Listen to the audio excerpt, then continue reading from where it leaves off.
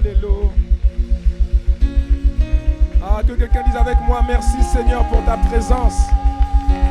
Que quelqu'un dise merci Seigneur pour ta présence. Alléluia.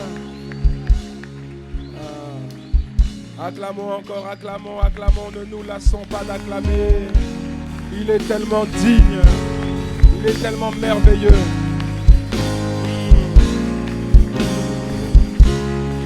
Ah. Regarde un voisin et dis-lui, car son nom est grand et digne de louange. Hey, hey, hey. Ah, merci Seigneur. Tu es bon, tu es merveilleux. Et ce qui est extraordinaire, c'est que tu es là au milieu de nous ce matin en ce lieu. Amen. Amen, amen, amen. Bien-aimés, encore une fois, nous avons choisi la bonne part. Avant de t'asseoir, s'il te plaît, salue un voisin, salue un voisin. Dis-lui quelque chose d'agréable. Donne-lui un encouragement ce matin. Tu peux le saluer également, tu peux le saluer. Tu peux te tourner vers un autre voisin et le saluer. Prends le temps de saluer un autre voisin de loin, dis-lui que Dieu te bénisse. Alléluia. Ah, que quelqu'un dise Amen. Amen. Regarde un voisin et dis-lui, ah, toi tu es là ce matin. Et dis gloire à Dieu, gloire à Dieu. Et toi tu peux lui répondre, mais tu voulais que je sois où? Tu voulais que je sois où? Tu voulais que je sois où? Hein? À qui irions-nous? C'est lui qui possède les paroles de la vie. Amen. Tu voulais que je sois où?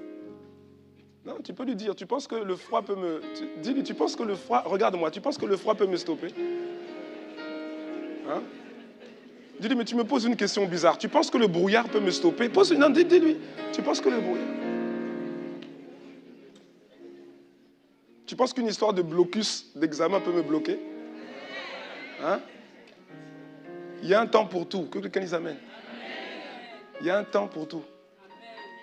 Il y a un temps pour travailler, il y a un temps pour réviser, pour étudier, et il y a un temps pour célébrer Dieu. Il ne faut pas tout mélanger. Voilà. Amen. Je sais qu'on rentre dans une période d'examen. Je vois qu'il y en a qui ont dit, ah, entre l'église et la révision d'examen, je choisis la révision d'examen. Mais il y a un étudiant dans cette salle, n'est-ce pas?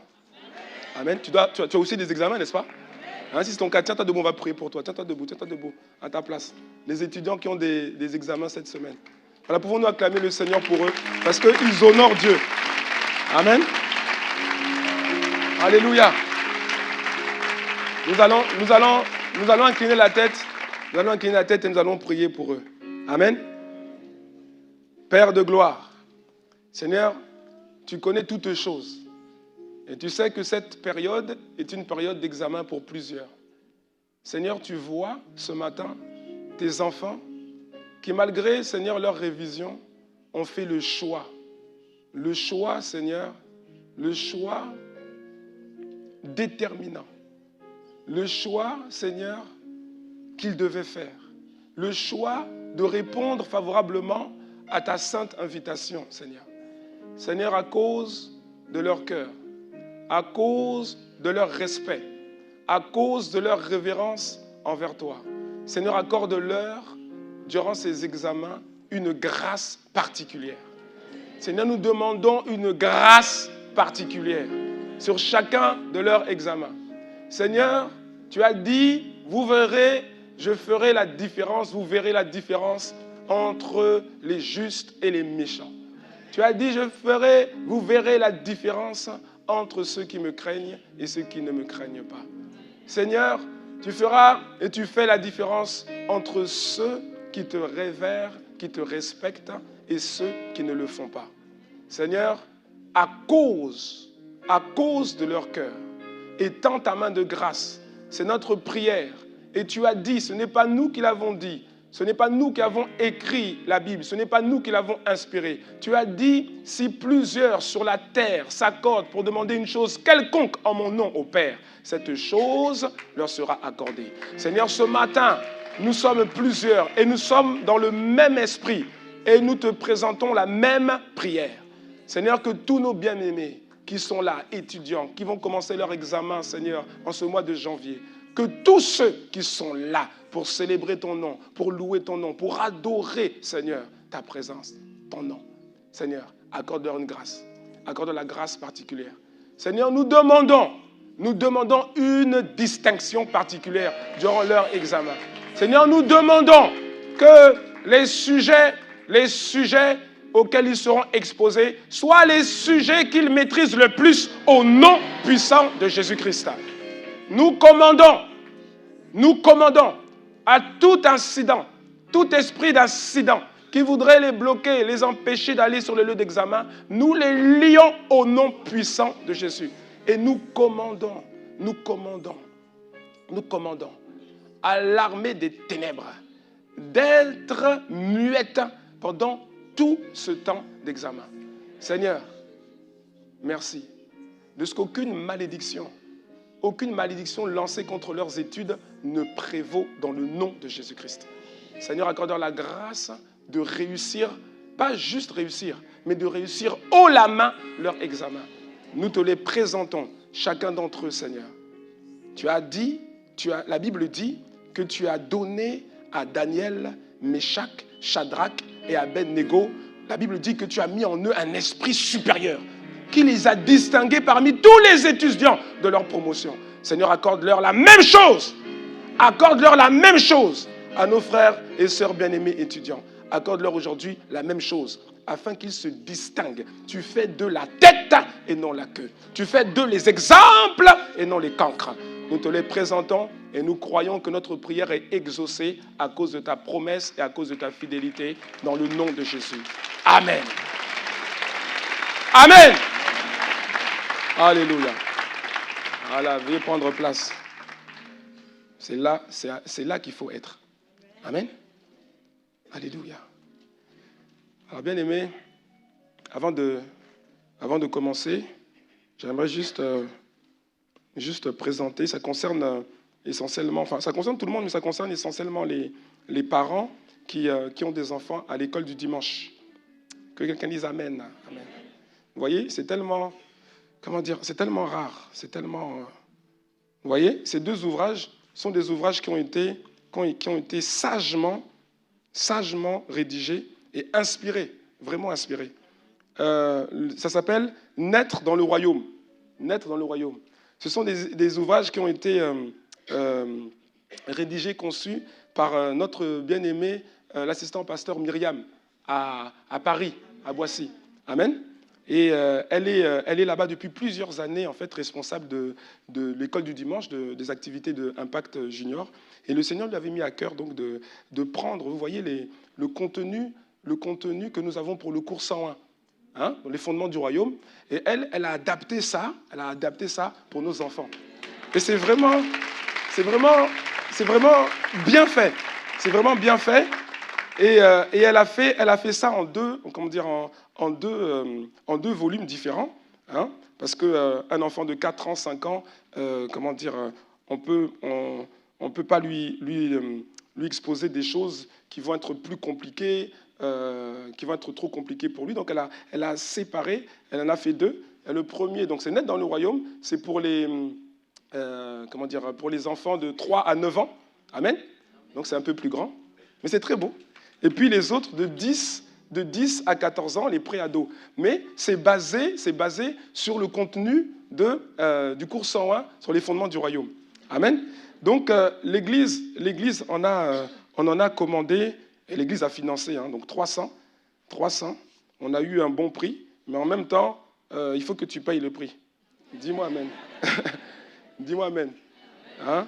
Donc, on ne peut pas les donner comme ça. Il faut quand même donner quelque chose. Que quelqu'un dise Amen. OK? Donc, rassure-toi, ça va aller. Parce que quelqu'un il se dit, moi j'ai 5 enfants à l'école du dimanche. Mon ami, c'est une bonne chose. Amen. Ça va aller. Donc, je pense qu'on les fera. Normalement, ils sont normalement, je crois, à 15, hein, à 15 euros. Ils sont à 15 euros. Hein. Ici, on les fera juste à 8 euros. C'est bon, non? Ça va? Si ça ne te convient pas, on peut faire plus si tu veux. Hein? Voilà, et comme ça, et l'Église complète le reste. Mais il faut quand même donner quelque chose. Parce que vu le travail qui a été accompli, franchement, ça vaut la peine. Franchement, ce sont des initiatives à encourager. C'est vraiment des choses à encourager. Mais c'est trop bien fait. Je veux dire que c'est extraordinaire. Amen. Voilà. Donc, ce qu'on va faire, comme le souhait, c'est de pouvoir commencer à s'en servir à l'école du dimanche dans quelques semaines. On va se laisser un mois. Que quelqu'un dise un mois. Voilà, un mois. Donc, ça veut dire qu'à partir du mois de février, il faudrait que chacun des enfants de l'école du dimanche puisse avoir le sien. C'est bon, non? Dis à un voisin, ça te laisse un mois. Ça va, non, quand même? Hein? Ça va? C'est bon? On fait comme ça? Hein, on se laisse un mois et on fait en début février, il faut que chaque enfant, en fonction de sa tranche d'âge, puisse avoir le sien. Et puis, donc, les activités de Impact Junior pourront aussi, suivre le canevas, le merveilleux canevas qui a été préparé ici. Est-ce que ça va? C'est une bonne chose, non? Pouvons-nous acclamer le Seigneur pour de telles initiatives? Amen. Voilà. En tout cas, si tu es capable d'acheter des albums et des cartes Pokémon à 20 € pour tes enfants, et tu n'es pas capable de donner 8 € pour des choses qui apportent la vie, vraiment, c'est compliqué pour toi. On va prier pour toi. Voilà. Amen. Dis à un voisin, il te faut l'onction. Non, c'est pas comme ça. Dis-lui, il te faut l'onction. Et toi, réponds à ce voisin qui t'a parlé. Dis-lui, quand je te vois, toi aussi, il te faut l'onction. Hein? On dit, toi aussi, il te faut l'onction. Ça se voit, il te faut l'onction. Alléluia. Amen. Donc nous voulons poursuivre dans notre série. Nous sommes toujours dans la grande série Redécouvrir le Saint-Esprit. Et nous sommes en train de comprendre l'onction, n'est-ce pas? Comprendre l'onction. Et aujourd'hui, j'espérais le faire, voir tout ça aujourd'hui. Si ce n'est pas possible, on fera aussi la semaine prochaine. Mais je vais tenter de donner tout mon message aujourd'hui. Amen. Le message d'aujourd'hui, donc, concerne toujours l'onction. La fois passée, nous avons vu comment recevoir et comment activer l'onction, n'est-ce pas? Amen? Oui ou non? Nous avons vu 8 mécanismes qui nous permettent de recevoir et d'activer notre onction. Chacun de nous a une onction. Que quelqu'un dise amen. Chacun de nous a une onction. Si tu respires, si tu vis, ça veut dire que tu as une onction. Tu as une onction. Parce que la Bible dit que tout ce que Dieu fait a un but. Tout ce que Dieu fait a un but. Et tu ne peux pas atteindre, tu ne peux pas réaliser, tu ne peux pas accomplir le but que Dieu a prévu dans ta vie sans l'onction. L'onction est un revêtement. C'est le revêtement du Saint-Esprit qui te rend capable de faire ce que tu n'es pas humainement capable de faire. Donc sans l'onction, tu ne peux pas réaliser des exploits. Or, vu ta destinée, il y a plusieurs exploits qu'on doit voir dans ta vie. Amen. Dis à un voisin, tu as besoin de l'onction. Alléluia. Tu as besoin de l'onction. Donc, pour chacun de nous, Dieu a préparé une onction particulière, une onction spécifique pour nous voir réussir dans le couloir de notre destinée. Mais ce qui est dramatique, c'est que beaucoup ne revêtent pas l'onction que Dieu leur a donnée. Beaucoup n'activent pas l'onction que Dieu leur a donnée. Et c'est la raison pour laquelle nous avons pris le temps, on a pris plusieurs semaines, plusieurs dimanches, pour voir les mécanismes qui nous permettent de déclencher, d'activer notre onction. Que quelqu'un dise merci Seigneur. Alors aujourd'hui, nous voulons poursuivre, et le titre de mon message ce matin, c'est « 7 façons d'augmenter votre onction ». Alléluia. 7 façons, 7 manières d'augmenter votre onction. Ce que nous avons vu jusqu'à présent, c'est comment activer l'onction. Amen. Mais en fait, l'onction peut aussi, la même onction que Dieu a prévue pour toi, peut aussi prendre de l'épaisseur, elle peut aussi grossir, elle peut aussi, vous voyez non? Elle peut aussi agir avec une intensité supérieure dans ta vie. Quelqu'un me suit ou pas? L'onction peut augmenter. Dis-moi amen. Ton onction peut augmenter. Et c'est un fait. L'onction est un revêtement du Saint-Esprit, c'est un revêtement qui peut augmenter en épaisseur. C'est un revêtement qui peut augmenter en grade. C'est un revêtement qui peut augmenter en galon. Quelqu'un me suit ou pas? Alléluia. Parce que tu peux avoir de l'onction, mais sauf que ton grade et tes galons d'onction, c'est-à-dire c'est toi, c'est un peu... Tu vois non ce que je veux dire? Quelqu'un me suit? Alors, cette façon d'augmenter votre onction. Premier point, Premier point, comprenons que la première manière, c'est exercer ou encore opérer. Exercer votre onction fera augmenter votre onction. Opérer dans votre onction fera augmenter votre onction. Que quelqu'un dise amen. Ça, c'est le premier point. Le fait d'exercer l'onction que Dieu t'a donnée va augmenter cette onction sur ta vie.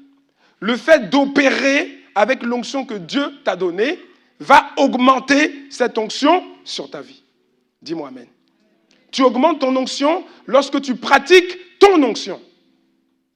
Alléluia. Regardons le cas de Pierre. Acte chapitre 3. Acte chapitre 3, versets 6 à 8. Acte chapitre 3, versets 6 à 8. Un passage que beaucoup d'entre nous connaissons. La Bible dit ceci. Alors Pierre lui dit, à qui parle-t-il? Pierre parle à un boiteux. C'est le contexte. Il parle à un boiteux, soit à Jérusalem, il parle à un boiteux, quelqu'un qui est boiteux. Et il lui dit donc quelqu'un qui est malade. Il lui dit, je n'ai ni argent ni or, mais ce que j'ai, je te le donne. Au nom de Jésus-Christ de Nazareth, lève-toi et marche. Que quelqu'un dise amen à ça. Pierre lui dit, lève-toi et marche. Et qu'est-ce qui s'est passé? Qu'est-ce qui s'est passé? Il s'est levé. C'est ça que la Bible dit. Il ne s'est pas levé. Il faut lire la Bible. Pierre voit le boiteux, il s'approche de lui et lui dit maintenant, lève-toi et marche. Parce qu'il avait vu Jésus faire. Oui ou non? Il était avec Jésus, n'est-ce pas? Il avait vu Jésus faire. Quand il suivait Jésus avec les disciples, il avait vu Jésus faire. Et donc, il savait qu'il fallait faire comme ça. Donc, il dit, au nom de Jésus-Christ de Nazareth. Il n'a pas juste dit au nom de Jésus. Il a dit au nom de Jésus-Christ de Nazareth pour appuyer. Tu vois, non? Il aurait pu juste dire au nom de Jésus, mais comme il voulait appuyer, il fallait que le boiteux marche. Donc il dit, au nom de Jésus-Christ de Nazareth, lève-toi et marche. Et rien ne se passe. Que quelqu'un dise, aïe, aïe, aïe. Et puis il y avait des gens autour, vous savez. Alors verset 7, on continue verset 7. Et le prenant par la main droite. C'est-à-dire que Pierre s'approche, il lui dit, lève-toi et marche. Mais maintenant, la Bible dit, il le prend par la main droite. C'est-à-dire que quand il a dit, lève-toi et marche, il ne s'est pas levé. On est d'accord ou pas? Et maintenant, Pierre, par la foi, heureusement, il ne s'est pas démonté. Heureusement. Dis à ton voisin, il faut persévérer dans la vie, tu vois. Il faut persévérer. Il aurait pu dire, bon, lève-toi et marche. Bon, tu veux pas? Bon, c'est ton problème, Ciao, ciao, bye, bye. Non. Il a persévéré. Il dit, lève-toi et marche. Et ensuite, qu'est-ce qu'il fait? Comme il voit qu'il ne se lève pas de lui-même, qu'est-ce qu'il fait? Pierre s'approche, et la Bible dit, et le prenant par la main droite, il le fit lever. Amen. Donc il a dit, lève-toi et marche. Il n'y a pas eu de changement. Donc, il a fait un acte de foi. Il est venu, il a pris la main du boiteux, la main droite du boiteux, et il l'a fait lever. Amen. Alléluia. Il l'a fait lever. Merci Seigneur. Au même instant que quoi? Au même instant que quoi? Quand il l'a fait lever, n'est-ce pas? Au même instant, ses pieds et ses chevilles devinrent fermes. Verset 8. D'un saut, il fut debout et il se mit à marcher. Il entra avec eux dans le temple. D'abord, la Bible dit marchant. C'est ça, non? Après, il dit non, sautant. Et ensuite, louant Dieu. Alléluia, acclame le Seigneur. Il était d'abord boiteux, il marche, il saute et il loue Dieu. Est-ce que ça, c'est une démonstration d'onction de puissance? Oui ou non? Amen. Donc que quelqu'un dise à son voisin, Pierre a manifesté son onction. Allons maintenant plus loin. Actes chapitre 5, versets 12 à 15. Actes chapitre 5, versets 12 à 15. Verset 12. Beaucoup de miracles. Dis avec moi, beaucoup. C'est pas un peu, c'est beaucoup. La Bible dit, beaucoup de miracles et de prodiges se faisaient au milieu du peuple par les mains des apôtres. Amen. Beaucoup de miracles, pas un peu. Beaucoup de miracles et de prodiges se faisaient au milieu du peuple par les mains des apôtres. Ça veut dire quoi? Ça veut dire que les disciples exerçaient leur onction. Oui ou non? Les disciples exerçaient leur onction. Pierre avait commencé, quand il a commencé, dans le passage qu'on a vu, qu'on vient de voir, avec le boiteux, ça ne s'est pas, vous voyez non, ça n'a pas été flagrant tout de suite. Il a dit, au nom de Jésus, Christ de Nazareth, lève-toi et marche, lève-toi. Ça ne s'est pas fait tout de suite. Il a dû prendre la main, il a dû l'aider, n'est-ce pas, afin que la guérison soit effective. Quelqu'un me suit? Nous continuons donc. Beaucoup de miracles et de prodiges se faisaient au milieu du peuple par les mains des apôtres. Donc les apôtres exerçaient leur onction. Ils se tenaient tous ensemble au portique de Salomon. Verset 13. Et aucun des autres n'osait se joindre à eux, mais le peuple les louait hautement. Verset 14. Le nombre de ceux qui croyaient au Seigneur, hommes et femmes, s'augmentait de plus en plus. Alléluia. En sorte, regardez maintenant, en sorte qu'on apportait les malades dans les rues et qu'on les plaçait sur des lits et des couchettes afin que lorsque Pierre passerait, son ombre au moins couvrit quelques-uns d'eux. Et ils étaient quoi? Guéris. Donc le même Pierre qui au départ, devant un boiteux, le même Pierre qui dit au boiteux, au nom de Jésus-Christ de Nazareth, lève-toi et marche. Et le boiteux ne se lève pas. Il va, c'est un peu laborieux, n'est-ce pas?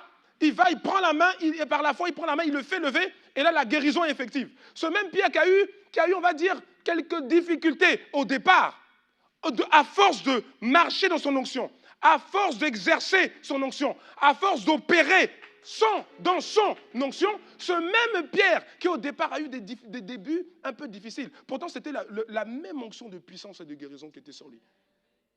Mais il a tellement exercé que son onction a augmenté. Quelqu'un me suit? Son onction a augmenté.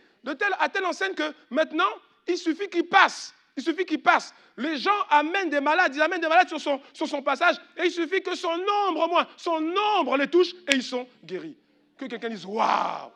Dis à ton voisin, augmente ton onction. Alléluia. Tu augmentes ton onction comment? Tu augmentes ton onction quand tu exerces ton onction. Pour Pierre, ici on parle d'une onction de puissance et une onction de guérison. Pour toi, c'est peut-être aussi la même chose, mais c'est peut-être aussi une autre forme d'onction. Parce que rappelons-nous, il y a l'onction est multiforme, l'onction est multifacette. Oui ou non, c'est ce qu'on a vu, n'est-ce pas? Il y a une onction, il y a des gens qui ont une onction de créativité. Si tu as une onction de créativité, exerce cette onction. Exerce cette onction, ne te laisse pas, comment dire, mettre dans un carcan. Les gens regardent, c'est même pas que toi qui constates, c'est les autres qui constatent dans ta vie, ils disent, mais toi, tu es créatif. C'est pour ça que c'est souvent toi qu'on vient voir, quand on n'a plus d'idées, quand on ne sait plus quoi faire, quand on n'a plus d'idées, c'est souvent toi qu'on vient voir. Tu as une onction de créativité extraordinaire. Exerce cette onction-là. Et quand tu l'exerces, elle va augmenter. Alléluia. L'onction n'est pas juste limitée à la puissance. Alléluia. L'onction n'est pas juste limitée à la puissance. À l'époque, c'est ce qu'on pouvait croire, c'est ce qu'on pouvait s'imaginer. Mais en fait, la vérité, c'est qu'il y a plusieurs formes d'onction. Et chaque forme d'onction est importante. Chaque forme d'onction est utile. L'onction de puissance, l'onction de guérison, l'onction de délivrance, elle est utile. Que quelqu'un dise amen si c'est vrai. Mais l'onction de créativité aussi, elle est utile. L'onction de sagesse, elle est aussi utile. Alléluia. Dis à ton voisin, augmente ton onction. On a besoin de toi. Dis-lui, on a besoin de toi. Alléluia. La même onction de Pierre, la même onction de guérison, de libération, c'était la même onction qu'il avait en Actes chapitre 3 devant le boiteux. Mais sauf que cette onction a grandi. Elle a grandi comment? Elle s'est épaissie comment? À force de pratiquer l'onction. C'est la pratique de leur onction qui a permis aux disciples d'aller de gloire en gloire en termes de miracles et en termes de prodiges. Dis-moi amen si tu me suis. Alléluia. Deuxième façon, deuxième manière d'augmenter ton onction. Dis à un voisin, c'est pour toi, écoute bien. Alléluia. Tu n'as pas dit ça à ton voisin, pourquoi? Parce que tu es concentré pour toi, il n'y a que toi et ton onction. Hein? Dis à un voisin, c'est pour toi, écoute bien. Alléluia.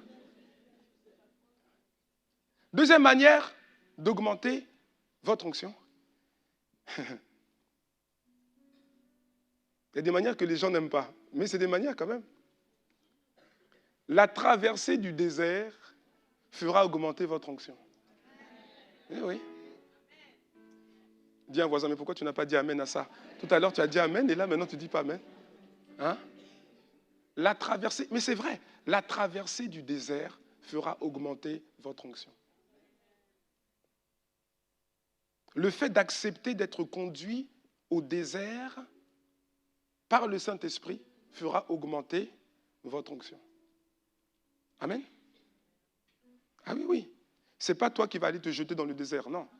Ah non, non, là tu peux mourir. Non, c'est quand le Saint-Esprit, c'est le Saint-Esprit qui te conduit. Parfois le Saint-Esprit nous conduit dans le désert, oui ou non? Oui ou non? Quand Jésus est parti au Jourdain pour se faire baptiser par Jean-Baptiste, dès qu'il a été baptisé, la Bible dit que pendant qu'il priait, juste après son baptême, pendant qu'il priait, le Saint-Esprit est venu sur lui, n'est-ce pas? Amen. Et la Bible dit que, rempli du Saint-Esprit, Jésus a été conduit par le Saint-Esprit, où ça? Dans le désert. Amen. Parfois, il y a des déserts, en fait, c'est Dieu qui te conduit là-bas. Oui. Et un des buts de ça, c'est d'augmenter ton onction. Le désert est rude. Le désert est difficile. Le désert est stérile. Le désert est sans aucune pitié. Chaud et étouffant le jour, il devient froid et impitoyable la nuit. Le désert est d'abord un endroit, c'est vrai, mais le désert représente aussi des situations de la vie. Le désert représente aussi des situations difficiles, des conditions extrêmes que tu dois malgré tout traverser dans ta vie. Le désert est caractérisé, mon frère, ma soeur, par le manque de quelque chose.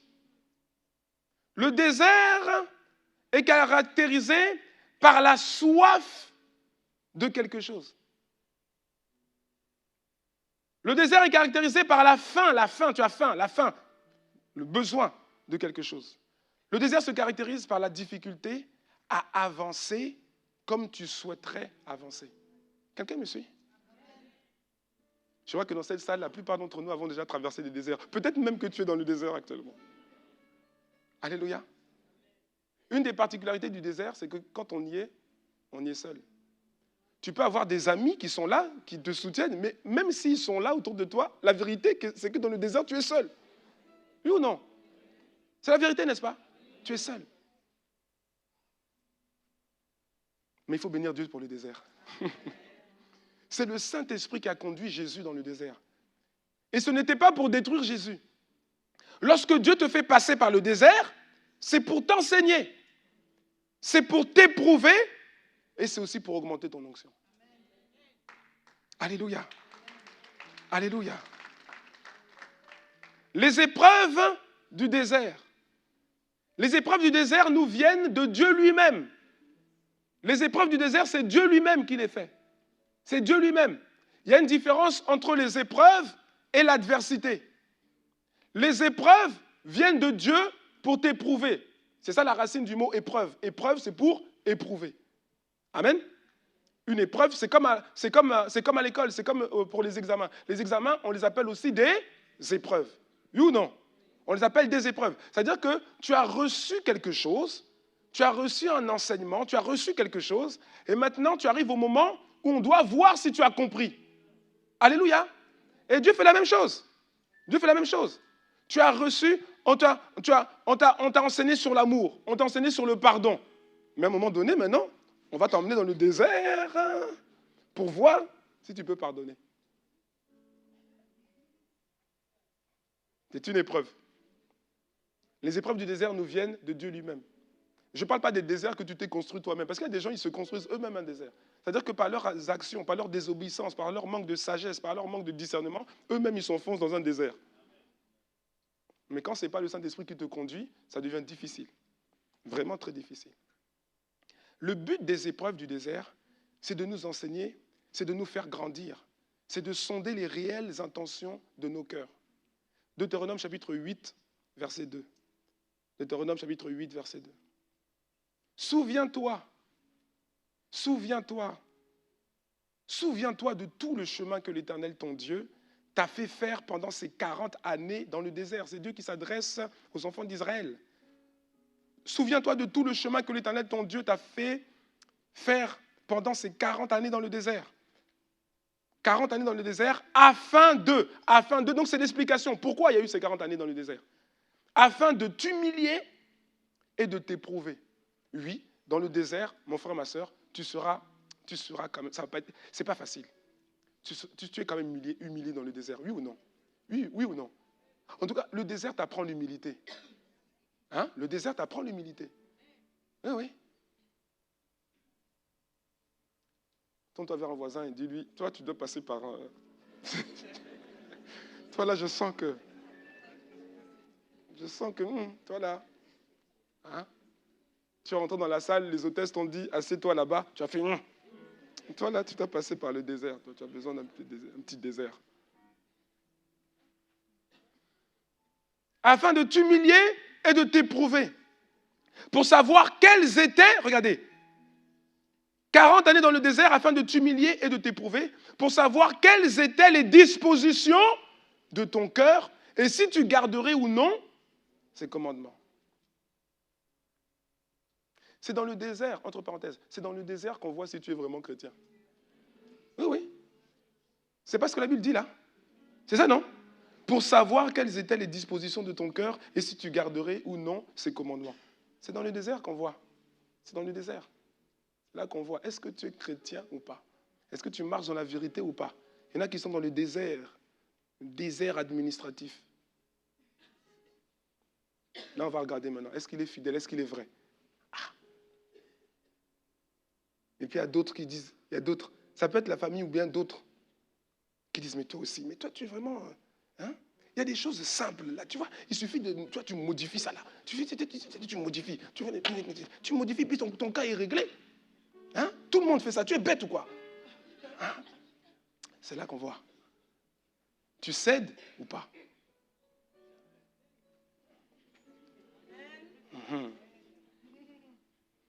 Le désert. Jacques chapitre 1, verset 2 à 4.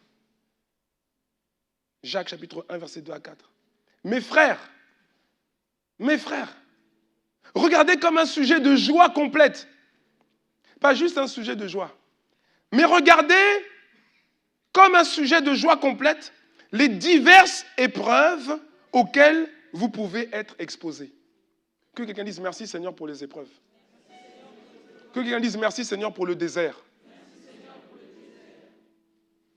On dirait que ta voix n'était pas très enthousiaste. Pourtant, on dit que ça doit être un sujet de joie complète. Hein? Dis-le joyeusement, s'il te plaît. Dis-le. Merci Seigneur pour le désert. Merci Seigneur pour le désert. Ah! Est-ce que tu as le courage d'aller plus loin? Maintenant, dis, Seigneur, envoie-moi dans mes déserts. Tu peux le dire. Conduis-moi.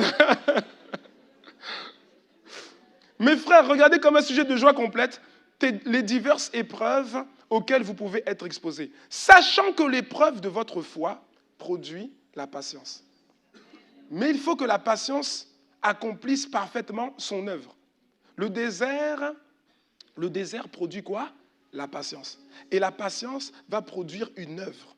Elle va produire quoi? Une œuvre dans ta vie. Il faut que la patience accomplisse parfaitement son œuvre afin que vous soyez parfaits et accomplis sans faillir en rien. Alléluia. Et dans cette notion-là, d'être parfait, d'être accompli sans faillir en rien, hein, il y a la notion de revêtement, d'augmentation de ton onction.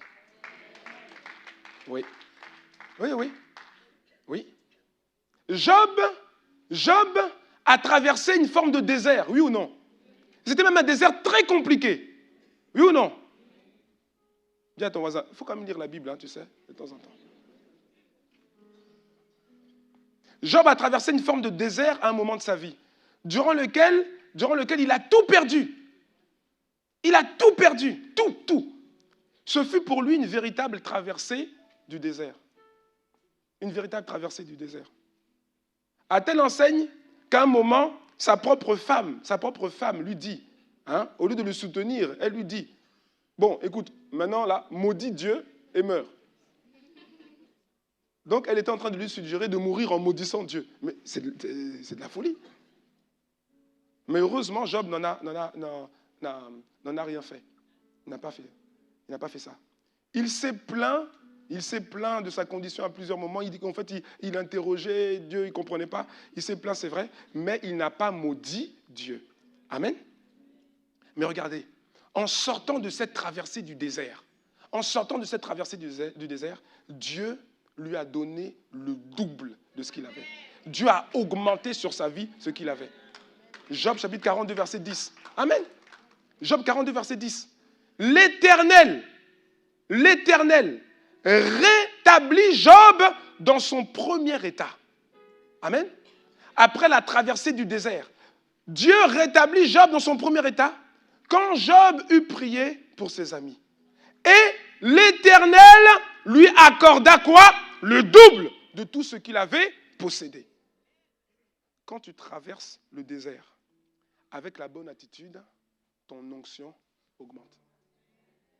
Ton onction augmente. Le problème, c'est que tu n'aimes pas les déserts. Dis à un voisin, laisse le Seigneur te conduire dans tes déserts.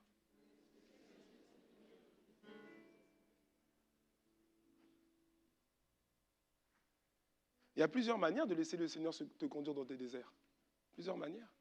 Si je reprends l'exemple de tout à l'heure, tu sais que tu as un désert, il y a une situation administrative. Ça peut représenter un désert, n'est-ce pas? Oui ou non? Et puis tu as tout un tas de personnes qui sont là en train de dire, mais toi aussi quand même, tu sais, il y a des astuces. Il y a des astuces. Regarde un tel. Et puis donne des exemples. Tu donnes des exemples.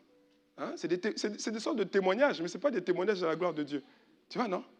Elle a fait comme ça, lui aussi il a fait comme ça, mais voilà maintenant. Tu vois, non? Le problème, c'est que son vrai âge, c'est 35 ans. Mais du coup, maintenant, administrativement, son âge, c'est 48 ans. À un moment donné, ça va te rattraper. Et toi, tu es là. Tu dis, il suffirait juste de faire ça. Juste de faire ça. Tu es face à un choix. Et personne ne fait le choix pour toi. Là, je parle de quand c'est toi qui décides. Il y a d'autres personnes qui sont passées par des cas où ils n'ont même pas eu le choix. C'est-à-dire que tu arrives de quelque part, on te dit, voilà, c'est ton nom, et puis c'est ton... Ah bon? Mais il n'y a que mon prénom qui est... Oui, bon, c'est pas grave. Tu es là, non? Eh non. Il y en a, bon, il y en a même, ils étaient enfants, donc ils n'ont pas pu, faire ce choix-là. On leur a imposé. Vous voyez, non? Entre parenthèses, si c'est ton cas, si on t'a imposé, ne laisse pas le diable te mentir. D'accord? Ne laisse pas le diable te mentir. À partir du moment, la Bible dit que Dieu regarde au cœur. Amen? Si aujourd'hui, dans ton cœur, aujourd'hui, si on te mettait devant la même situation, et que dans ton cœur, tu dirais non, je ne peux pas faire ça. Dieu voit ça. Amen? Dieu voit ça. Ce n'est pas toi qui as choisi. Si tu es venu à 6 ans, 7 ans, tu as tout changé, tout, voilà. Mon ami, ce n'est pas toi. D'accord? D'accord? Il y a des choses dans la vie, tu peux les modifier. Il y a des péchés, il y a des erreurs, il y a des péchés qui... Tout péché a sa conséquence, n'est-ce pas? Le mensonge est un péché, n'est-ce pas? Tout péché a sa conséquence. Il y a des conséquences parfois qui peuvent être rattrapables, mais il y a d'autres conséquences qui ne peuvent pas être rattrapables. Quelqu'un me suit ou pas? Si un jour, tu as tué quelqu'un, tu as commis un homicide, même si tu te repens, même si tu demandes pardon, même si tu vas en prison pendant 15 ans et puis tu sors de prison, même si tu as payé, entre guillemets, ta dette à la société, la personne n'est pas revenue, elle ne peut pas revenir. Vous voyez, non? Amen? Mais Dieu regarde au cœur. Tu as demandé pardon, tu t'es repenti. Si demain tu te retrouvais dans la même situation, tu ne ferais pas la même chose. Tu agirais selon la parole de Dieu. Dieu voit ça. D'accord? Donc ne laisse pas le diable t'accuser toute ta vie pour des choses que tu ne peux plus changer. Amen? Alléluia. Mais il faut, verset 4, mais il faut que la patience accomplisse parfaitement son œuvre, afin que vous soyez parfaits et accomplis sans faillir en rien. Amen. Le désert augmente votre onction. Troisième façon d'augmenter son onction. Maintenant, parle au voisin qui t'a dit tout à l'heure, c'est pour toi. Dis-lui, c'est aussi pour toi. Troisième manière. Le fait de résister à la tentation fera augmenter votre onction. Les épreuves du désert, on a dit, la traversée du désert fait augmenter ton onction, mais le fait de résister à la tentation fera aussi augmenter votre onction. Luc chapitre 4, versets 13 à 14. Après l'avoir tenté, en parlant de Jésus, n'est-ce pas? Après avoir tenté Jésus de toutes ses manières, le diable s'éloigna de lui jusqu'à un moment favorable. Jésus, revêtu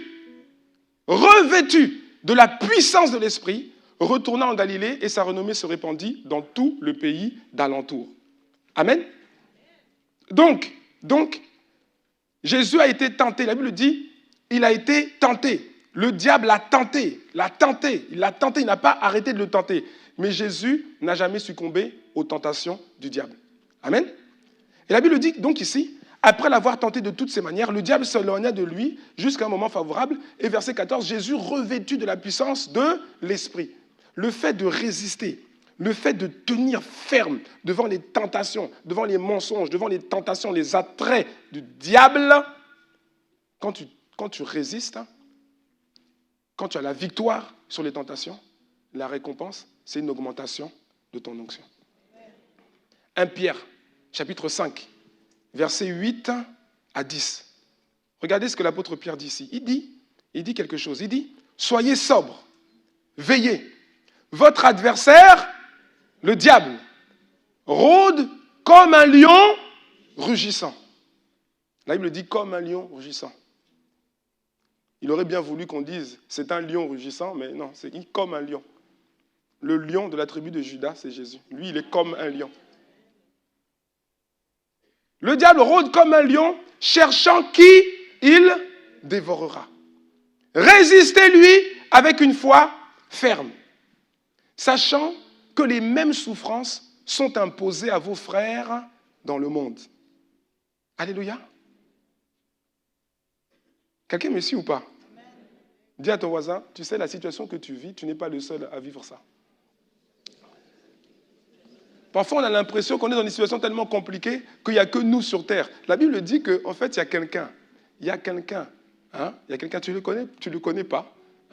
Quelque part à Ottawa, au Canada, il vit la même situation que toi. Mais sauf que lui, il ne se lamente pas. Il croit en Dieu. Il croit Dieu. Il y a quelqu'un qui vit la même chose. Tu penses être unique. Tu es unique intrinsèquement. Mais la situation que tu vis, tu n'es pas la seule personne à la vivre. Oui. Il y a quelqu'un à Johannesburg. Il y a une sœur à Johannesburg qui vit la même chose. Mais sauf qu'elle elle tient ferme. Fais comme elle. Oui. Mon frère, c'est la même chose pour toi. Il y a quelqu'un à Tokyo. Oui. Pourquoi vous rigolez? Il y a des chrétiens à Tokyo. Il y a quelqu'un à Tokyo qui vit exactement la même chose que ta famille, que tu es en train de vivre dans ton couple. Tiens bon. Amen. Ah oui, quand la Bible dit ça, c'est pour qu'on puisse relativiser certaines choses. Il n'y a pas que moi. Et ma situation, elle pourrait être pire. Il y a d'autres frères et sœurs qui vivent des choses encore plus difficiles. Résistez-lui avec une foi ferme, sachant que les mêmes souffrances sont imposées à vos frères dans le monde. Verset 10. Le Dieu de toute grâce qui vous a appelé en Jésus-Christ à sa gloire éternelle, après que vous aurez souffert. Dis à un voisin, on parle de souffrance. Ah oui.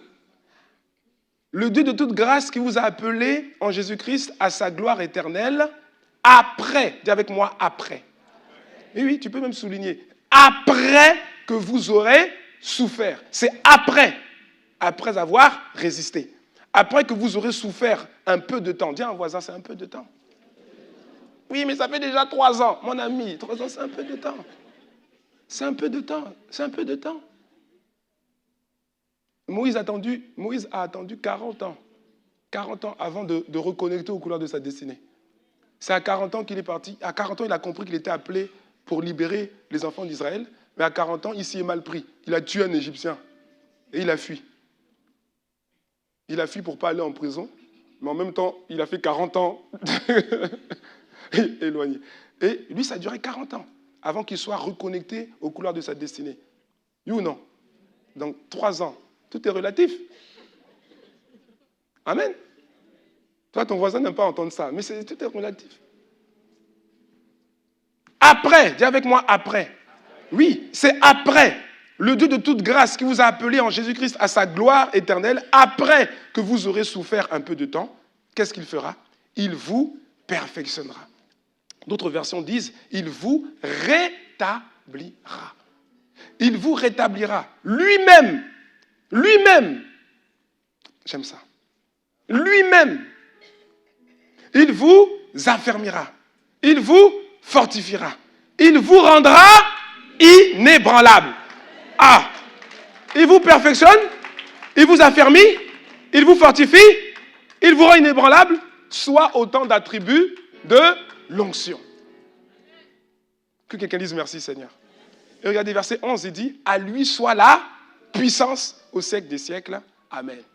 À lui soit la puissance. Mon ami, il n'a pas dit, parfois, les salutations dans la Bible, c'est à lui soit la gloire, à lui soit le règne. Oui ou non?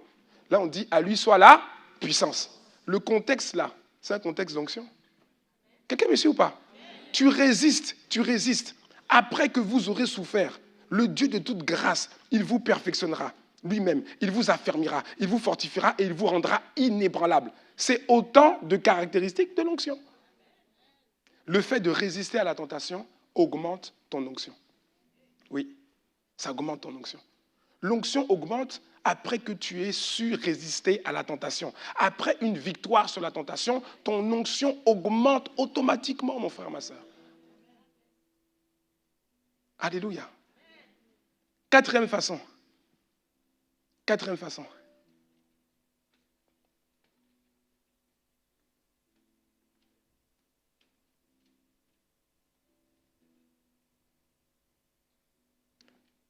chose, ce qui fera augmenter ton onction, c'est le fait de reconnaître et d'accepter l'appel de Dieu. Tu acceptes l'appel de Dieu sur ta vie. Le fait de reconnaître et d'accepter l'appel de Dieu sur ta vie. C'est-à-dire, il y a un appel, et avec cet appel, il y a aussi une onction. Le fait de reconnaître d'abord et d'accepter ensuite l'appel de Dieu sur ta vie va augmenter ton onction. Philippiens chapitre 2, versets 5 à 10. Philippiens chapitre 2, versets 5 à 10. Regardez ce que la Bible dit ici, regardons ensemble. Ayez en vous les sentiments qui étaient en Jésus-Christ. Amen. Ayez en vous les sentiments qui étaient en Jésus-Christ, lequel, existant en forme de Dieu, n'a point regardé comme une proie à arracher d'être égal avec Dieu. Mais, il sait quoi? Il s'est dépouillé lui-même. Il s'est dépouillé lui-même. En prenant une forme de serviteur, en devenant semblable aux hommes, et ayant paru comme un simple homme, il s'est humilié lui-même, se rendant obéissant jusqu'à la mort, même jusqu'à la mort de la croix. Verset 9, c'est pourquoi. Donc ça veut dire en guise de conséquence. Oui ou non? C'est pourquoi aussi Dieu l'a souverainement élevé. Dieu l'a souverainement élevé. C'était la conséquence du fait que le Fils a accepté de se dépouiller lui-même. Il a accepté le plan, la volonté du Père. Le Père, la Bible dit que le Père a tant aimé le monde qu'il a donné son Fils. Il a donné son Fils. Il a pris la décision de donner son Fils. Mais son Fils aussi a pris la décision Dieu le Fils, Christ, a pris la décision de se dépouiller.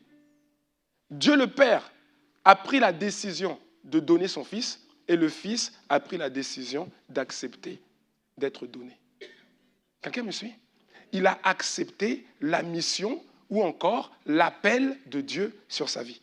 Et la Bible dit donc au verset 9, c'est pourquoi, c'est la raison pour laquelle Dieu l'a souverainement, Dieu l'a élevé. Et Dieu lui a donné quoi? Dieu lui a donné quoi? La Bible dit quoi? Dieu lui a donné le nom qui est au-dessus de tout nom, afin qu'au nom de Jésus, tout genou fléchisse dans les cieux, sur la terre et même sous la terre. Alléluia! Pourquoi est-ce que cela est arrivé? Pourquoi? Parce qu'il a accepté l'appel de Dieu sur sa vie. Et donc Dieu l'a souverainement élevé et lui a donné un nom beaucoup plus puissant que n'importe quel nom sur la terre, sous la terre et dans les cieux. Amen. Quelqu'un me suit, non?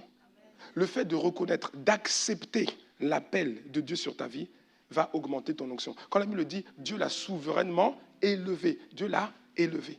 Et le nom de Jésus, il a donné ce nom-là. Le nom de Jésus a eu maintenant, depuis, une autorité qui dépasse toutes celles de tous les noms de l'univers. Amen. Alléluia.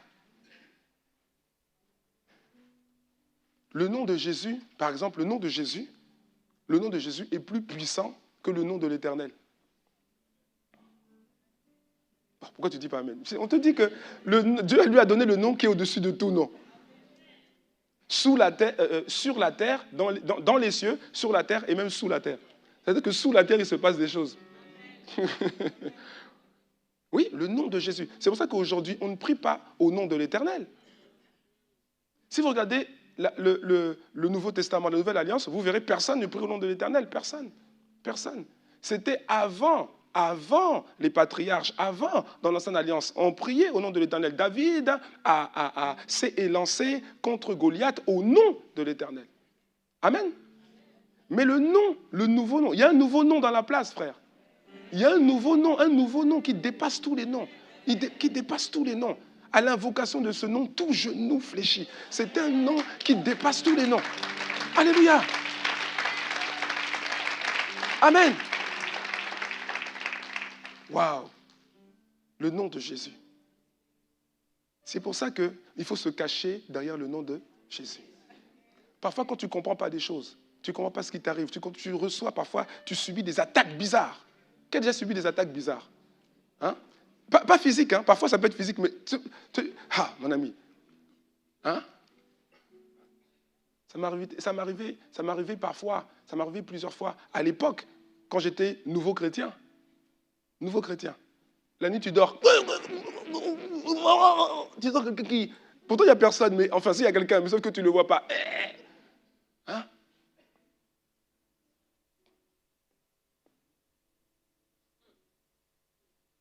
Mais aujourd'hui, je sais qui je suis. Ah oui. Je sais que ma maison, mes enfants, ma maison, mon épouse, ma maison, elle est quadrillée. Il y a des anges, elle est quadrillée. Ah oui. Les gens qui se baladent la nuit, là, qui font des... Ils savent que là-bas, là, c'est même pas la peine d'aller. Ah oui. Quelqu'un me suit? Les esprits humains, des esprits démoniaques. Ah non? Je dors.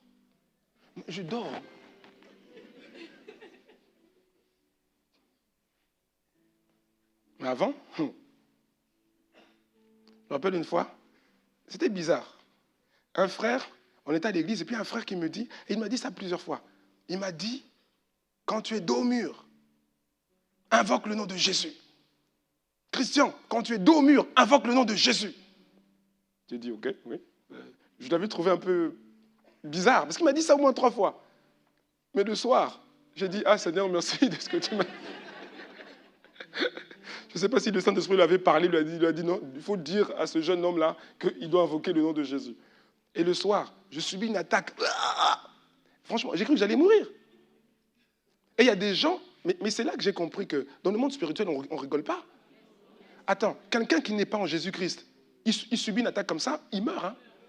Et le matin, vous découvrez qu'il est mort. Mais il n'avait pas de maladie, il n'avait pas un truc, on sait seulement il est mort. Oh, mon ami, c'est sérieux. Et donc quand j'étais en train d'étouffer là, je dis, au nom de Jésus, Jésus, Jésus, Jésus, Jésus. Et la présence est partie. Alléluia. Le nom de Jésus. Mon frère, il y a quelqu'un que tu dois entendre ça. Tu dois entendre ça. Tu peux être sûr que dans cette salle-là, il y a quelqu'un, cette semaine, tu vas devoir invoquer le nom de Jésus. Ah oui.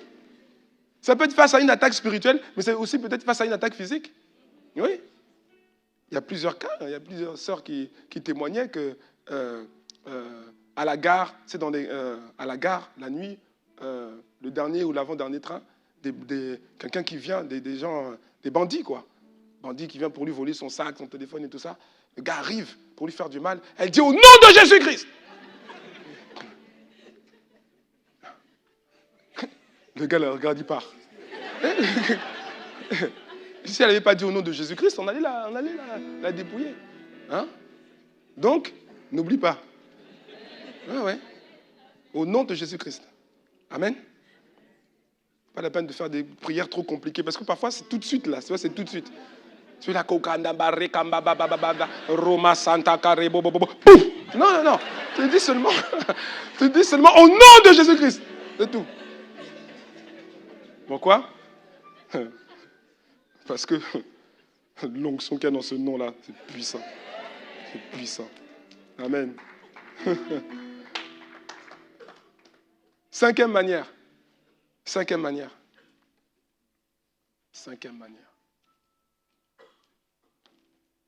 L'humilité et l'obéissance à Dieu feront augmenter votre onction. Et oui, c'est notre manière. L'humilité et l'obéissance à Dieu feront augmenter votre onction. Toujours le même passage, Philippiens chapitre 2, on va prendre au verset 8. Non, verset 7. Mais Jésus, parce qu'on parle de Jésus, il s'est dépouillé lui-même en prenant une forme de serviteur. Amen. Il s'est dépouillé lui-même. Ce n'est pas qu'on l'a dépouillé. Il s'est dépouillé lui-même. Il a enlevé la gloire qu'il avait au ciel. Il s'est dépouillé lui-même en prenant une forme de serviteur, en devenant semblable aux hommes. Et ayant paru comme un simple homme, il s'est humilié lui-même, se rendant obéissant jusqu'à la mort. Là, il me dit qu'il s'est humilié et qu'il s'est rendu obéissant. C'est ça, non? Jusqu'à la mort, même jusqu'à la mort de la croix. C'est pourquoi aussi Dieu l'a souverainement élevé. Amen. Donc c'est une des raisons. La première raison pour laquelle son nom a été élevé et que son nom a été porté avec une autorité supérieure à tous les noms qui peuvent être nommés dans l'univers, c'est parce que, d'abord, on vient de le dire, il a accepté l'appel de Dieu et aussi parce qu'il s'est humilié et parce qu'il s'est rendu obéissant. Donc l'humilité, mon frère, l'obéissance, ma sœur, feront augmenter ton onction. La Bible dit plus loin que l'humilité précède la gloire. Alléluia. Or, il n'y a pas de... La manifestation de la gloire de Dieu, c'est aussi la manifestation de l'onction de Dieu. Ça veut dire quoi? Ça veut dire que quelqu'un qui a des tendances, vous voyez, non? Hautaine, arrogance, tu vois? L'arrogance, un peu d'orgueil, tendance hautaine, un peu à... tu es chrétien, tu es frère, sœur, mais tu as tendance un peu à regarder un peu les gens de haut. Ah non? Parce que tu as fait l'école, je ne sais pas quelle école. Non, il y a des gens comme ça. Il y en a. Parce qu'il a fait je ne sais pas quelle école prisée. Donc maintenant, il regarde les gens comme si les gens c'était des... Mais tu as oublié une chose. La Bible dit, ce sont les présents d'un homme qui lui élargissent la voie et qui lui donnent accès auprès des grands. La Bible ne dit pas ce sont les diplômes d'un homme. Ça ne veut pas dire que les diplômes, ce n'est pas important. Les diplômes, c'est une très bonne chose. Que quelqu'un les amène à ça. Alléluia. Que quelqu'un les amène à ça. C'est une très bonne chose. Mais ce n'est pas les diplômes qui t'élargissent la voie, qui donnent accès auprès des grands. C'est les dons, les aptitudes, les capacités que Dieu a mis en toi. C'est ça. Amen. Et ça veut dire aussi, mon frère, ma soeur, je te le dis, ne sois pas intimidé par quelqu'un qui étale tous ses diplômes. Moi, j'ai fait... Bon, j'allais donner les grandes écoles parisiennes. Moi, j'ai fait Harvard. Moi, j'ai fait... en Belgique, c'est quoi? Solvay. J'ai fait... Et toi, tu as fait quoi? Ah, ok.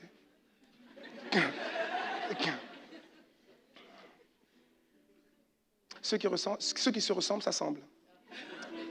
Oui, mais c'est pas le même contexte. Quelqu'un me suit? Humilité et obéissance. Humilité et obéissance. Ça fait augmenter ton onction. Merci Seigneur. Nous continuons. Il reste 2 points. Il faut que je termine aujourd'hui. Sixième façon. Sixième façon d'augmenter ton onction, mon frère. Sixième façon d'augmenter, d'épaissir le revêtement sur toi, ma sœur. On a parlé de l'humilité, on a parlé de l'obéissance, mais il y a aussi la fidélité dans le service de votre autorité spirituelle. La fidélité dans le service de votre autorité spirituelle ajoutera et augmentera son onction sur vous. Quelqu'un me suit ou pas? Tu me suis? Parce qu'en fait, il faut réaliser que il y a plusieurs exemples dans la Bible. Mais il faut réaliser que là où Dieu t'appelle, tu vois, il y a toujours une autorité spirituelle sur toi. Oui ou non? Dis-moi amen, c'est vrai. OK? Une autorité spirituelle que tu reconnais. On en a parlé il y a quelques semaines. Hein? Une autorité spirituelle que tu reconnais. OK? Et en fait, il faut comprendre que le fait d'être fidèle dans le service envers cette autorité spirituelle, hein, et là j'insiste, parce qu'il y en a qui vont dire non, de toute façon, moi je sers Dieu, je ne suis pas venu pour servir les hommes, hein, je sers Dieu. Là je dis, calme-toi d'abord. Oui, calme-toi d'abord. Bien sûr que tu sers Dieu, in fine, tu sers Dieu. Amen. Mais si tu ne réalises pas que tu dois servir l'autorité spirituelle, hein, qui humaine, homme, un homme, une femme, hein, si tu ne réalises pas ça et toi tu dis non, moi de toute façon je ne sers pas les hommes, moi je sers Dieu. Là, tu commets une erreur. Oui. La Bible dit que Moïse était serviteur de l'Éternel. Oui ou non? Hein? Et Josué, avant que Moïse ne parte, Josué était serviteur de qui? Josué était serviteur de Moïse, n'est-ce pas? Amen. Josué était serviteur de Moïse. Mais donc ça veut dire quoi? Ça veut dire que Josué ne servait pas Dieu? Bien sûr que si. Oui ou non? Bien sûr que si qu'il servait Dieu. Puisqu'il servait son autorité spirituelle qui lui-même servait Dieu. Donc quand on dit serviteur, Moïse serviteur de Dieu, Josué serviteur de Moïse, ça veut dire qu'indirectement, in fine, Josué sert Dieu. Mais il reconnaît qu'il sert Moïse. Alléluia. La fidélité dans le service de votre autorité spirituelle ajoutera et augmentera son onction sur vous. Pourquoi? Parce que la vérité, c'est que là où Dieu t'appelle, tu as besoin de développer ton onction à toi, l'onction spécifique que Dieu a prévue pour toi. Dis-moi amen. Et ce sont les 5 premiers points qu'on a vus. Mais tu as, en fait aussi, tu dois réaliser que tu as également besoin de l'onction de l'autorité spirituelle qui est sur toi. Tu as besoin de ces 2 onctions-là. Dis-moi amen. Tu dois réaliser ça. Tu as besoin de ces 2 onctions. Nombre, chapitre 11. Nombre, chapitre 11, verset 16. Nombre 11, verset 16 à 17. L'Éternel dit à Moïse, « Assemble auprès de moi 70 hommes, ou encore 70 hommes. Assemble-les auprès de moi. Assemble auprès de moi 70 hommes des anciens d'Israël, de ceux que tu connais, comme anciens du peuple et ayant autorité sur lui. C'est-à-dire sur le peuple. Amène-les à la tente d'assignation et qu'ils s'y présentent avec toi. Amène-les à la tente d'assignation et qu'ils s'y présentent avec toi. Or, vous savez que le tabernacle, la tente d'assignation et tout ça, ça représente, enfin, les gens qui allaient là-bas, c'est pour le service, oui ou non? Les Lévites, oui ou non? Donc, quand il dit, amène-les à la tente d'assignation et qu'ils s'y présentent avec toi, il faut comprendre en fait que, il est en train de dire, afin qu'ils viennent servir avec toi, faire le service avec toi. Quelqu'un me suit ou pas? Ça va, non? Oui, non? Verset 17. Je descendrai, écoutez bien, je descendrai, et là, c'est Dieu qui parle, je descendrai, et là, je te parlerai. Je prendrai de l'esprit, écoutez, je prendrai de l'esprit qui est sur toi, l'esprit qui est sur toi, autrement dit, autrement dit, l'onction. Vous suivez, gloire à Dieu. Donc, je prendrai de l'esprit qui est sur toi, donc de l'onction qui est sur toi, et je le mettrai sur eux. Pourquoi? Afin qu'ils portent avec toi la charge du peuple et que tu n'apportes pas à toi seul. Alléluia. Quelqu'un suit, non? Ça veut dire, ils vont servir avec toi, vont servir sous ton leadership, ils ont leur propre, j'ai prévu pour chacun d'eux, ils ont une onction spécifique, mais ils ont aussi besoin de l'onction qui est sur toi. Oui ou non? Mais pour la recevoir, il faut aller à la tente d'assignation avec Moïse. Autrement dit, il faut servir avec Moïse. Et c'est ce qu'il dit. Je descendrai, et là je te parlerai, je prendrai de l'esprit qui est sur toi, je le mettrai sur eux, afin qu'ils portent avec toi la charge du peuple, et que tu n'apportes pas à toi seul. Et regardez verset 25, on va plus loin, verset 25 directement. Verset 25. L'Éternel descendit dans la nuée et parla à Moïse. Il prit de l'esprit, c'est-à-dire de l'onction qui était sur lui, et le mit sur les 70 anciens, sur les 70 anciens. Et dès que l'esprit reposa sur eux, ils prophétisèrent. Mais ils ne continuèrent pas. Que quelqu'un dise amen à ça. Quelqu'un me suit, n'est-ce pas? Ça va, non? Hein? Dis merci, Seigneur. J'aurais voulu développer, mais bon. Dernier point. Parce que l'autre exemple qu'on pouvait prendre, c'est Élie et Élisée. Élisée, il a servi. Il a servi Élie, mais de manière vraiment fidèle. Élie savait qu'il devait être enlevé par Dieu. Et Élisée ne le lâchait pas. Il le collait à la semelle, il ne le lâchait pas. Et plusieurs fois, c'est dans 2 Rois, chapitre 10, versets 1 à 10, plusieurs fois, Élie dit à Élisée, bon maintenant, reste ici, moi je continue, reste ici. À chaque fois, Élisée dit non. Il dit, no way, ton pied, mon pied, comme disent les Ivoiriens. Et c'est ça qui lui a permis, après d'avoir sur lui la double onction de l'esprit d'Élie. Oui ou non? Septième façon, et on va s'arrêter là. Septième façon.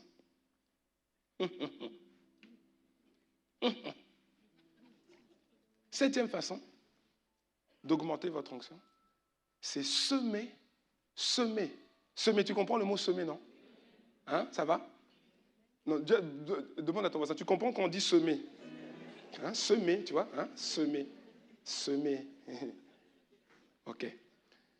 Septième façon, c'est semer dans la vie. Semer dans la vie d'une personne ointe, ajoutera et augmentera son onction sur vous. Semer dans la vie d'une personne ointe, semer dans la vie de ton autorité spirituelle, augmentera son onction sur vous. Oh, mais pourquoi tu n'as pas... Pourquoi tu dis... Non, dis-lui, mais pourquoi tu sélectionnes tes amen? Pourquoi tu n'as pas dit amen là? On n'a pas dit amen l'argent, on a dit amen. C'est tout. Oh. Semer dans la vie d'une personne ointe permet de connecter à son onction et d'en bénéficier. Plus vous le faites, et plus cette onction augmente sur vous. Oui. Matthieu chapitre 10, verset 41. Matthieu 10, verset 41. Celui qui reçoit, Jésus dit, Jésus est clair, celui qui reçoit un prophète en qualité de prophète recevra une récompense de prophète. Et celui qui reçoit un juste en qualité de juste recevra une récompense de juste. C'est-à-dire qu'on ne donne pas, si tu comprends, on ne donne pas la même chose à un oint, à quelqu'un qui est particulièrement oint, qu'à un frère ou une sœur en Christ. Oui ou non? C'est pas ça? Celui qui reçoit, en fait, c'est du grec, regarde, c'est du grec, ça vient du grec déchomai. Je ne sais pas si ça se dit comme ça, mais déchomai, ça dit D-E-C-H-O-M-A-I. Hein? Donc déchômer, c'est pas déchômer. Déchômer, c'est comme si tu chômais et puis tu déchômes. Alors, moi, je préfère dire déchomai. D'accord? Du grec déchomai. Donc, quand on dit celui qui reçoit, en fait, le reçoit là, c'est déchomai. Or, le mot déchomai, ça signifie contribuer. Oui. Déchomai, ça signifie contribuer. Déchomai, ça signifie prendre soin. Déchomai, ça signifie soutenir. Donc, littéralement, ça veut dire quoi? Celui qui contribue, celui qui prend soin, celui qui soutient un prophète, c'est-à-dire un homme rempli de l'esprit, un homme ouin, tu le soutiens, tu contribues, tu en prends soin en sa qualité de prophète. Si tu fais ça, tu recevras quoi? Une récompense de prophète. Quelqu'un me suit? Une récompense de prophète. Ce que le prophète reçoit, c'est ça aussi que toi tu vas recevoir. Quelqu'un me suit? Alléluia. Philippiens chapitre 4, versets 15 à 19. C'est le dernier passage, après on va arrêter. Versets 15 à 19. Vous le savez vous-même. C'est l'apôtre Paul qui parle aux Philippiens. Écoutez bien, restons concentrés encore.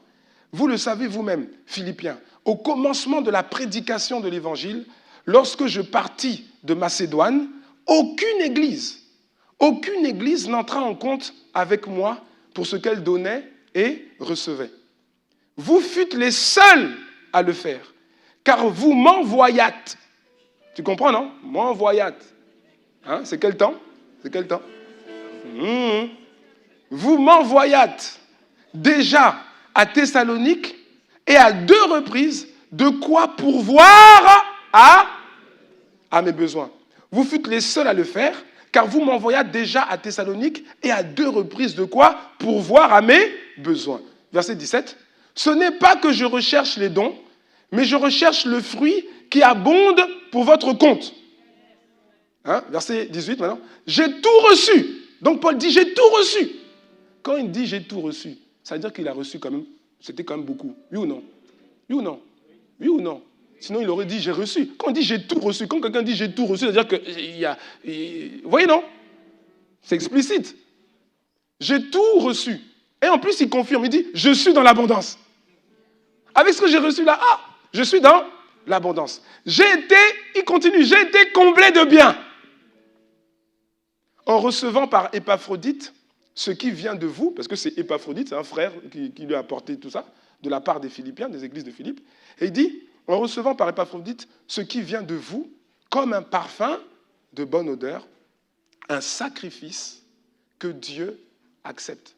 C'est-à-dire qu'ils ont donné cette offrande-là à Paul, mais en fait, cette offrande-là qui est donnée à Paul, qui est un serviteur de Dieu, qui est un homme de Dieu, en fait, c'est Dieu qui la reçoit. C'est ce qu'il dit ici. Ce qui vient de vous comme un parfum de bonne odeur, un sacrifice que Dieu accepte et qui lui est agréable. Et regardez verset 19, regardez. Et il dit, Paul dit, et mon Dieu pourvoira à tous vos besoins selon sa richesse avec gloire en Jésus-Christ. Au verset 16, il dit, à 2 reprises, vous m'avez envoyé de Thessalonique de quoi pourvoir à mes besoins. Vous m'avez envoyé de quoi pourvoir à mes besoins. Et maintenant, verset 19, il dit, et mon Dieu pourvoira maintenant à tous vos besoins, selon sa richesse avec gloire en Jésus-Christ. Paul ne dit pas, regardez, au verset 19, Paul ne dit pas, et Dieu pourvoira à vos besoins. Paul ne dit pas, et Dieu pourvoira à tous vos besoins. Paul ne dit pas, et notre Dieu. Parce que c'est notre Dieu, n'est-ce pas? Oui ou non? Paul sait que c'est notre Dieu, que c'est le Dieu aussi des Philippiens. Mais Paul ne dit pas, Dieu et Dieu pourvoira à tous vos besoins. Paul ne dit pas, et notre Dieu pourvoira à tous vos besoins. Non, non, non.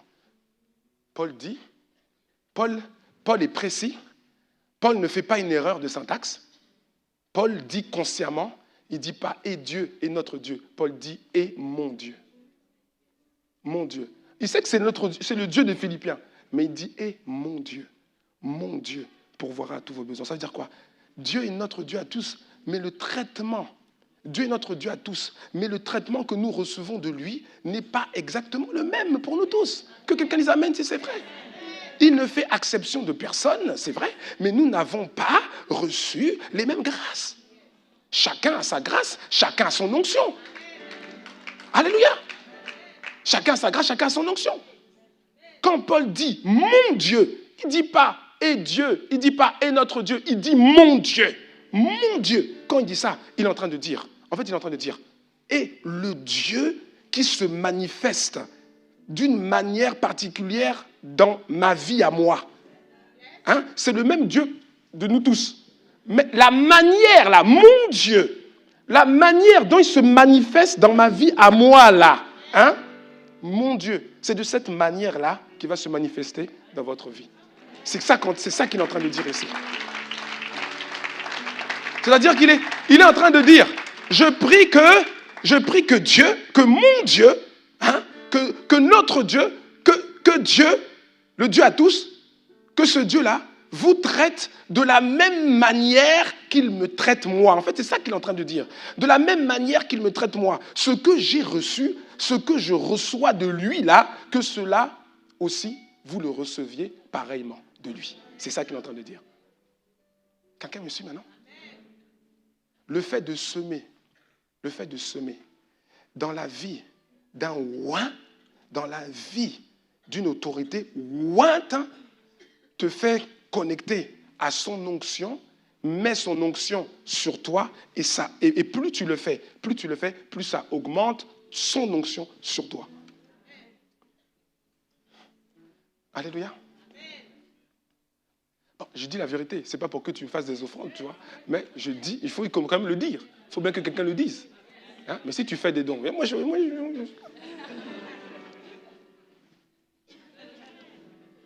Alléluia.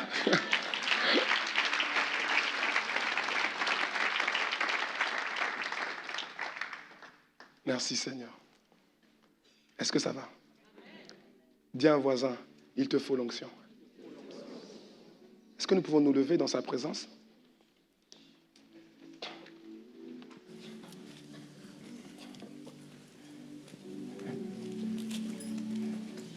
Tourne-toi vers un autre voisin encore et dis-lui, il te faut l'onction. Et tourne-toi vers encore un autre voisin et dis-lui, il nous faut l'onction. Il nous faut l'onction. Il nous faut l'onction.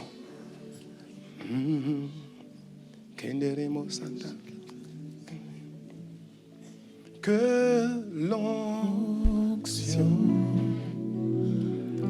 coule sur moi. Que l'onction coule sur moi.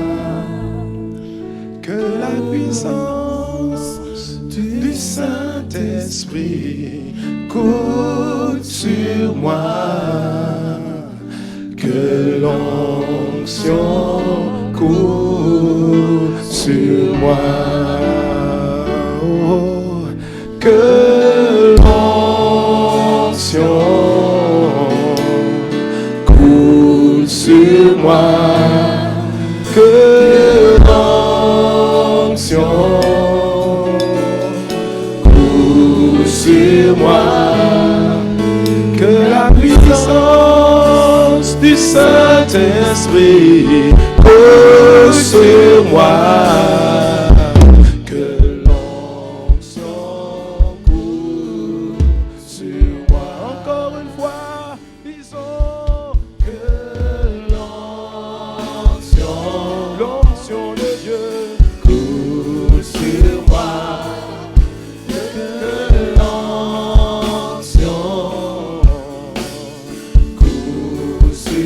Lève les mains vers le ciel. Que la puissance du Saint-Esprit coule sur moi. Que l'onction coule sur moi. Que l'onction de Dieu. Que l'onction coule sur moi. Que l'onction coule sur moi. Que la puissance du Saint-Esprit coule sur moi. Que l'onction coule sur moi. Touche mes lèvres, Viens toucher mon cœur. remplis-moi. De toi tout entier. Que la puissance du Saint-Esprit Coule sur moi. Que l'onction coule sur moi. réclame encore, demande, demande Que l'onction l'onction de Dieu. coule sur moi. Que l'onction coule sur moi. Que la puissance du Saint-Esprit coule sur moi. Que l'onction coule sur moi. Encore une fois, disons, Que l'onction ne reste pas muet. coule sur moi. Demande au Seigneur Que l'onction l'onction de Dieu. coule sur moi. Que la puissance du Saint-Esprit coule sur moi.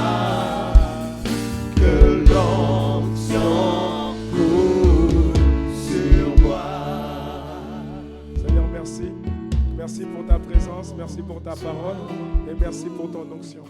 Seigneur, nous prions que cette parole que tu nous as donnée aujourd'hui puisse véritablement saturer nos cœurs, qu'elle puisse s'imprégner dans nos cœurs, que nous puissions la mettre en pratique afin de voir dans nos vies une augmentation sans précédent de l'onction, du revêtement spirituel dont tu nous as revêtus, Seigneur.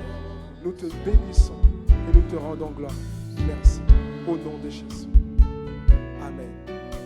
Amen.